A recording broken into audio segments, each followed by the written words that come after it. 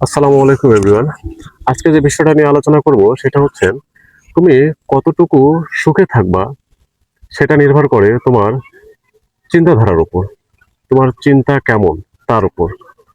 এই কথা বলার পিছনে কারণটা হচ্ছে আমাদের জীবনে যত সমস্যা আসে সেই সমস্যাকে যদি আমরা শেষ মনে করি তাহলে কিন্তু আপনি বা আমি হেরে যাব। আর যদি সেই সমস্যাটাকে যদি আমরা শেখার অনুপ্রেরণা হিসেবে নিই তাহলে আমরা কিন্তু সব কাজে জিতে যাব। চলুন ব্যাখ্যা করে দেখি আমাদের বাস্তব জীবনের সঙ্গে কিছু বিষয় মিলিয়ে দেখি। আমাদের বাস্তব জীবনে চলার পথে দেখুন বিভিন্ন সমস্যায় জর্জরিত। একটা সমস্যা যেতে না যেতে আরো একটা সমস্যা এসে হাজির। আমরা অনেক সময় মনে করি যে এই সমস্যায় মনে হয় আমার জীবনটা শেষ করে দেবে, বা এই সমস্যা থেকে আমরা কখনোই উঠতে পারবো না।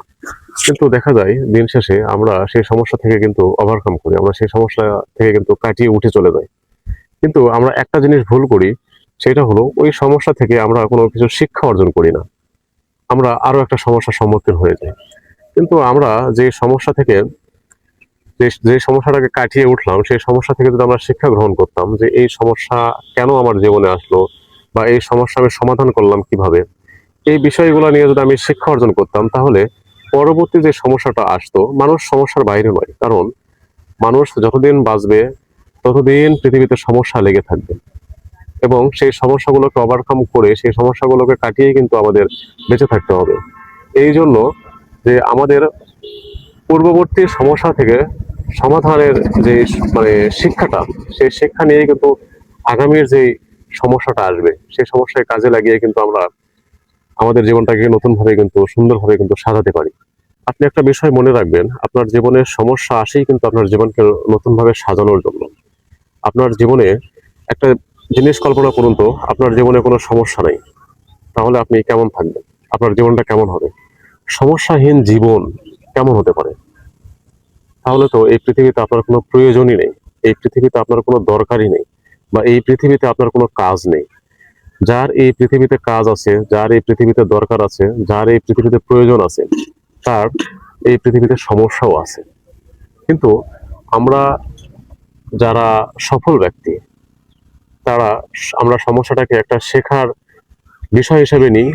শেখা আবার সমস্যা থেকে শিখে আমরা নতুনভাবে পথ চলা শুরু করি।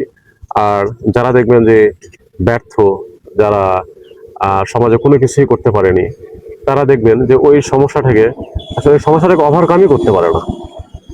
তারা মনে করে যে এই সমস্যাই আমার জীবনের জন্য শেষ, আমার আমার দ্বারা কোনো কিছু হবে না, বা আমি এই সমস্যা থেকে উঠতে পারছি না, এই সমস্যাকে ওভারকাম করতে পারছি না, আমি হয়তো বা এই পৃথিবীতে আমার জন্য এই পৃথিবীতে দেওয়ার আর কোনো কিছুই নাই। তারা দেখবেন যে এই পৃথিবীতে ব্যর্থ মানুষ।